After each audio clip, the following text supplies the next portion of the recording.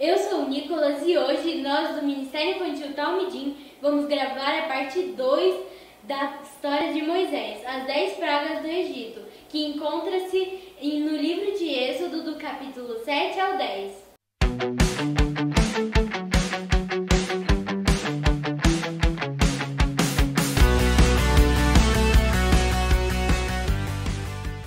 Olá, crianças! Hoje vamos contar a história das 10 pragas do Egito.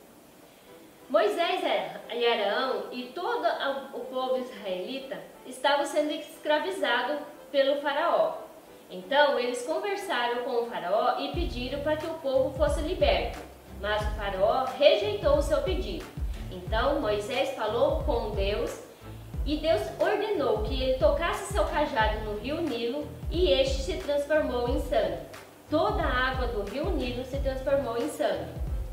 Ninguém conseguia beber a água do rio e todos os peixes morreram. Essa praga foi um grande golpe para o Egito. O rio Nilo representava a vida dos peixes. Neste momento, Deus mostrou para o povo do faraó que Deus era o dono da vida. A segunda praga foram as rãs.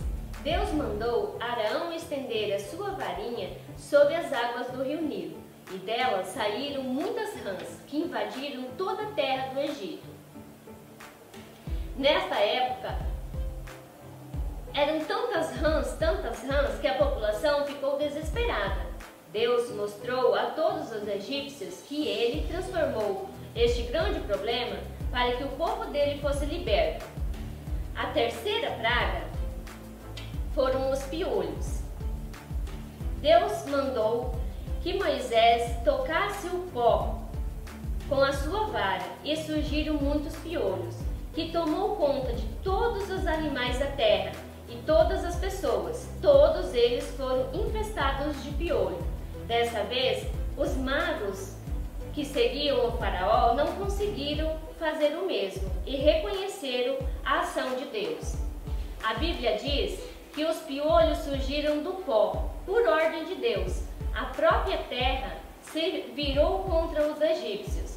Deus mostrou que ele é o dono de toda a terra. A quarta praga foram as moscas. Neste momento, Moisés e Arão foram novamente conversar com o faraó e pediram que o povo fosse liberto, mas o faraó não aceitou. Então, Moisés conversou com Deus, que enviou enxame de moscas sobre o Egito, que arruinaram toda a terra.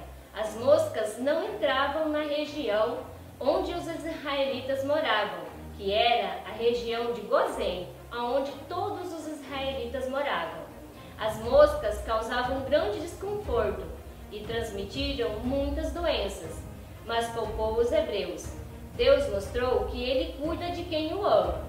A quinta praga foi a morte dos rebanhos. Deus enviou esta praga que matou os rebanhos de cavalos, jumentos, camelos, bois e ovelhas dos egípcios, em um só dia. O faraó investigou e descobriu que nenhum dos animais dos israelitas tinha morrido. Os rebanhos eram a fonte principal de carne na dieta dos egípcios, além de bens essenciais como leite, couro e lã. Com esta praga, Deus mostrou que ele era poderoso e atingiu todo o Egito. A sexta praga foram as feridas. Neste momento, Deus mandou que Moisés pegasse um punhado de cinza e espalhasse para o ar.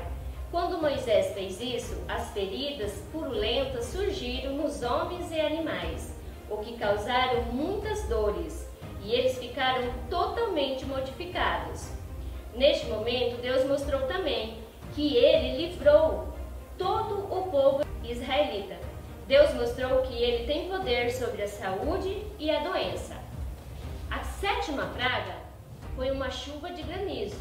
Neste momento, Moisés avisou o faraó e disse que iria ter uma grande tempestade de granizo sobre o Egito.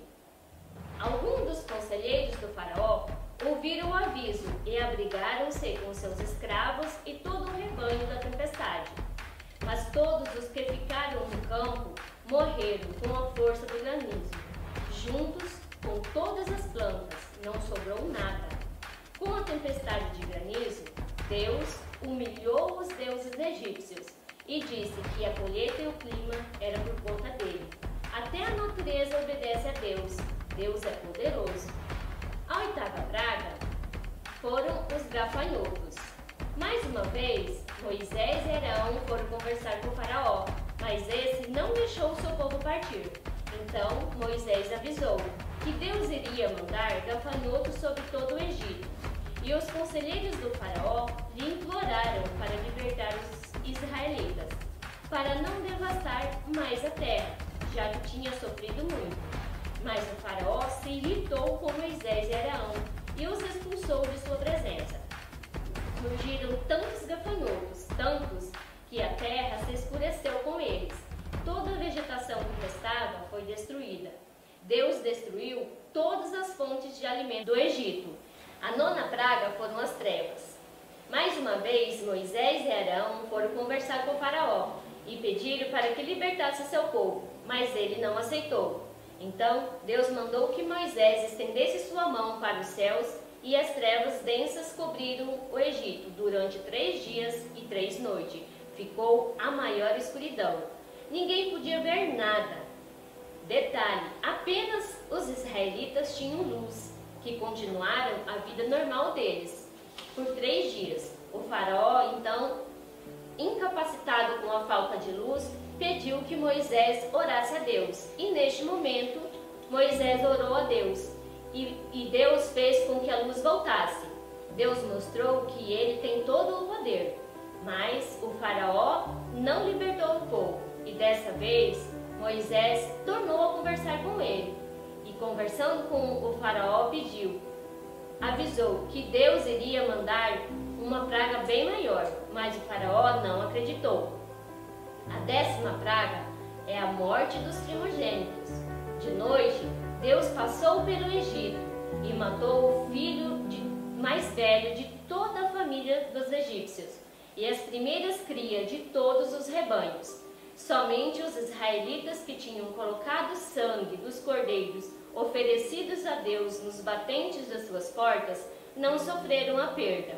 A 10ª praga foi um ataque de todo o Egito e seu futuro. O primeiro filho era o herdeiro principal e o sinal da continuidade dos pais. Deus mostrou que ele tem poder até sobre a vida e o futuro das pessoas.